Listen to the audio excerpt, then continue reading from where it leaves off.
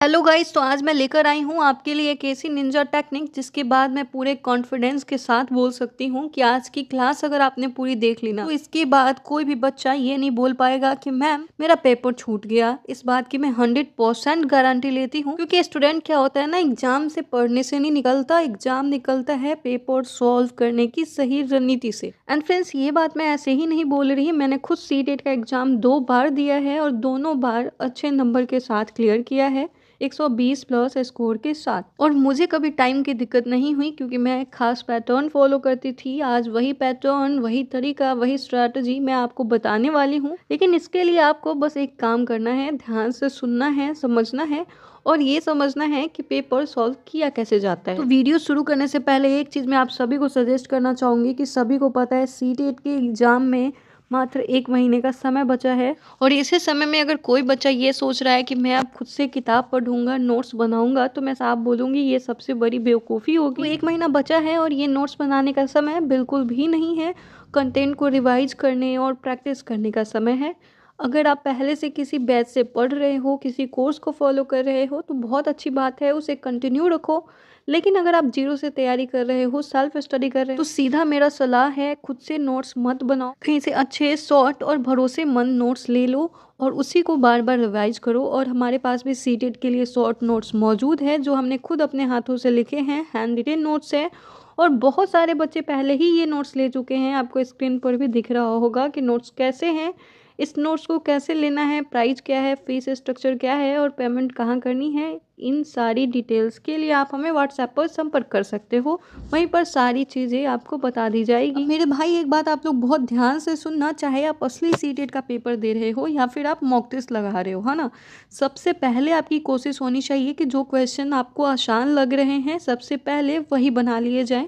जो सवाल आपको टफ लग रहा है, जिसमें टाइम ज़्यादा लग रहा है, उसको होल्ड करना है, आगे बढ़ना है। क्योंकि सीटेट में हर एक सवाल बराबर नंबर का होता है, ऐसा नहीं है कोई एक सवाल 1 नंबर का है, दूसरा 2 नंबर का है।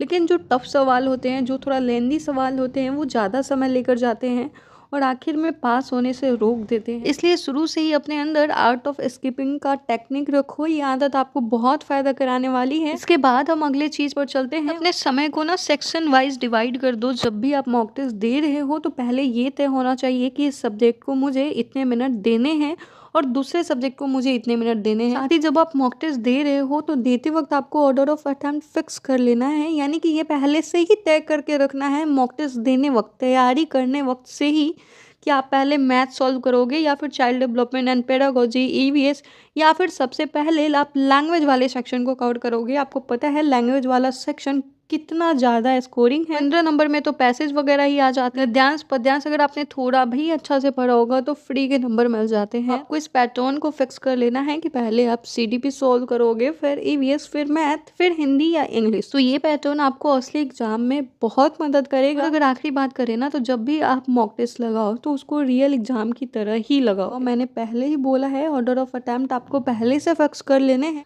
आपको ऐसा नहीं करना है कि पहले सेक्शन में ही आप अपना आधा घंटा या फिर 1 घंटा दे दो, फिर दूसरे सेक्शन में आओ। 5 सेक्शन होते हैं, ये सारी चीज़ें हमने पहले के वीडियो में कवर कर ली है। तो अब अगर इसकी बात करें, तीसरे रूल की बात करें, तो क्या होता है कि जैसे आप घर पे मॉक टेस्ट लगाओ तो उसे रियल एग्जाम की तरह ही लगाओ। ऐसा मत करो कि 150 क्वेश्चन का पेपर, उसे करने के लिए आप 3 बार बैठ रहे हो, तो आपका कभी अभ्यास ही नहीं बनेगा कि एक बार में आप 150 क्वेश्चन सोल्व कर पाओ। तो ये टाइम मैनेजमेंट आपका कभी सही नहीं हो पाएगा। तो फ्रेंड्स, अगर आप इन सारी चीज़ों को ध्यान रख लेते हो ना, तो ये टेक्निक आपकी एग्जाम में बहुत काम आने वाली है और टाइम मैनेजमेंट में आपको बहुत ज़्यादा मदद मिलेगी।